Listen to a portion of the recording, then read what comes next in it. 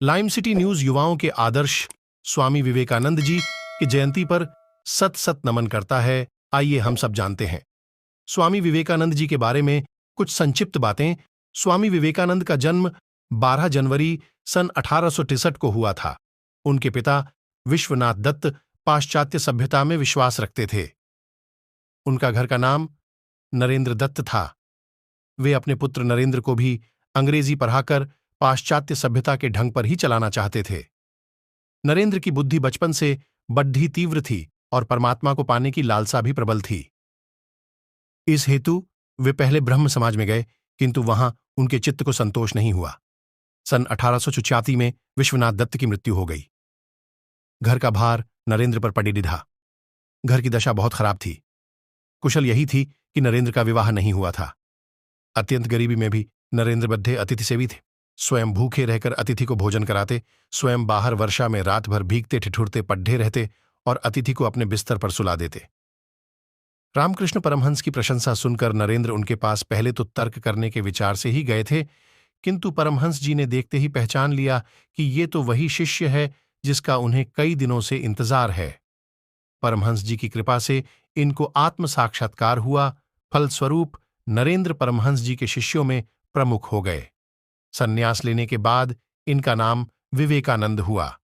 स्वामी विवेकानंद अपना जीवन अपने गुरुदेव स्वामी रामकृष्ण परमहंस को समर्पित कर चुके थे।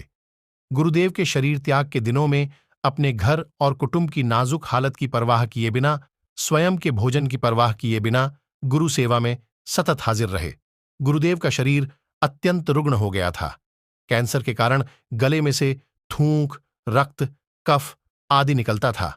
इन सब की सफाई वे खूब ध्यान से करते थे। एक बार किसी ने गुरुदेव की सेवा में घृणा और लापरवाही दिखाई तथा घृणा से नाक भौहें सिकोद दीं।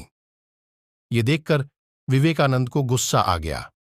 उस गुरुभाई को पाठ पढ़ाते हुए और गुरुदेव की प्रत्येक वस्तु के प्रति प्रेम दर्शाते हुए उनके बिस्तर के पास रक्त, कफ आदि से भरी थूकदानी उठाकर पूरी पी गए।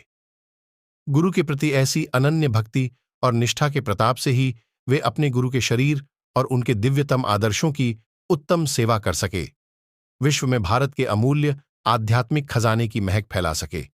उनके इस महान व्यक्तित्व की नींव में थी ऐसी गुरुभक्ति, गुरु सेवा और गुरु के प्रति अनन्य निष्ठा। 25 वर्ष की अवस्था में नरेंद्र दत्त ने गेरुआ वस्त्र पहन लिए। तत्पश्चात उन्होंने पैदल ही पूरे भारतवर्ष की यात्रा की। वे अमेरिका है वहां के लोगों को भारतीय तत्व ज्ञान की अद्भुत ज्योति प्रदान करते रहे। अध्यात्म विद्या और भारतीय दर्शन के बिना विश्व अनाथ हो जाएगा, यह स्वामी विवेकानंद जी का दृढ़ विश्वास था। अमेरिका में उन्होंने रामकृष्ण मिशन की अनेक शाखाएं स्थापित कीं।